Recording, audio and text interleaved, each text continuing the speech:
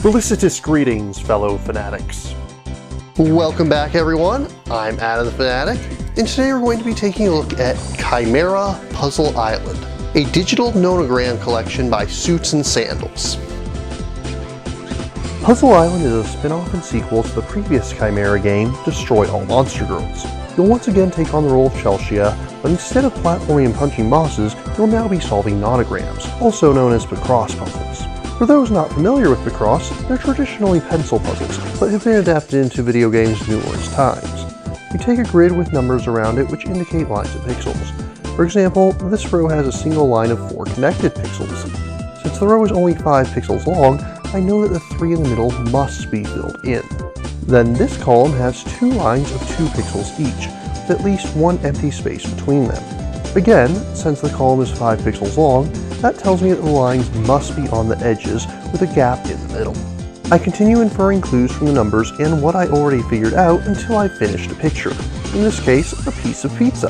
As the game progresses, you'll have to solve larger and more difficult puzzles, starting off with tiny 5x5s, but eventually working your way up to 20x15s. In addition to the standalone puzzles, Khimera also has 3 Mosaic Puzzles, each of which is a collection of 48 puzzles that make up one big picture. The first mosaic is filled with 10x10s, while the latter 2 are made of 15x15s. These have no relevance to the plot, but give you plenty more play beyond the 100 puzzles included in the story mode. There's also a couple things that set Puzzle Island apart from traditional picross. As you solve puzzles, you'll collect cookies. These can be used to purchase items or alternative markers from Bernadette. Items will allow you to cheat a little in the puzzles, revealing a row or column or letting you check your mistakes to see if you did anything wrong. Keep in mind that each puzzle awards a medal for completing it without items, so for those of you that covet Chelsea's 100% shirt, you'll have to do without. You can also purchase alternative markers for your game, changing the way the game displays where you believe pixels should or shouldn't be. I actually find it easier to just use the defaults, but if you want to go around filling puzzles with little pizzas or Chelsea heads, you have that option. On the presentation side of things, graphics have definitely improved since Khimera's first outing, with far more satisfying sprite work than last time. Music still has a retro feel to it, but it seems more 16-bit inspired rather than 8-bit this time around. Sometimes you'll have short cutscenes before or after a stage, revolving around a light plot where Chelsea and Amelia, who's on parole after being defeated by Chelsea in her first adventure, travel to Puzzle Island in search of 4 ancient tablets. If you're familiar with the original game, the story is very much in that same goofy, silly style that's primarily for comedy. There are 1 or 2 small plot twists at the end, but a story-driven game this is not. However, there is one gameplay mechanic that is sort of a spoiler.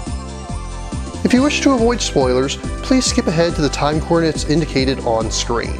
Initiate temporal distortion now. Still with me? Then don't say I didn't warn you. After completing the first 5 chapters, you'll gain access to the final chapter of the game.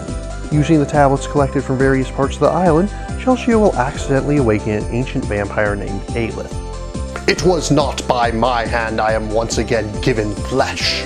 What ensues is a boss fight against Aelith where you'll rapidly have to solve small puzzles to either attack or defend, all while fighting against a timer. It's an interesting change of pace, but because it comes out of left field, it ends up being extremely easy to avoid confusing the player with new mechanics. I wish they would have done more with this concept. They could have worked other boss fights into the game to prepare you for this, and thus made this final battle more challenging and interesting. Welcome back, Chrononauts. You're just in time to join us for the conclusion.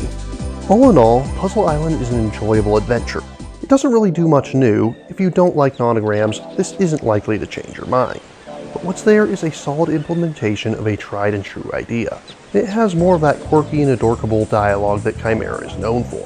On the downside, as with any puzzle game, it is a little repetitive, as you're basically just doing the same thing over and over again. And then again, I don't think this is the sort of game that's meant to be binged anyways.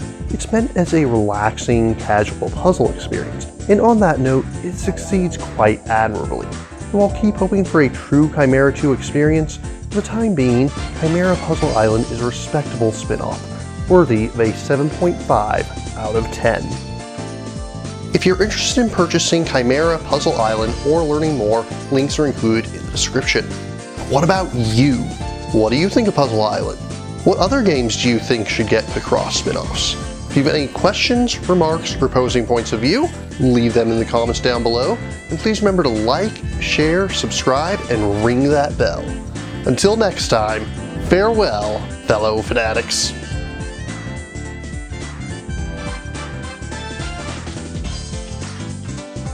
Thank you again for watching. I have plenty more to share with you if you're interested. You can click up here above my head to subscribe to my channel. You can click over here on my monitor to see the most recent video that I worked on. Or if you prefer, you can click up here to open this mysterious vault and see what video that the YouTube algorithm has picked just for you.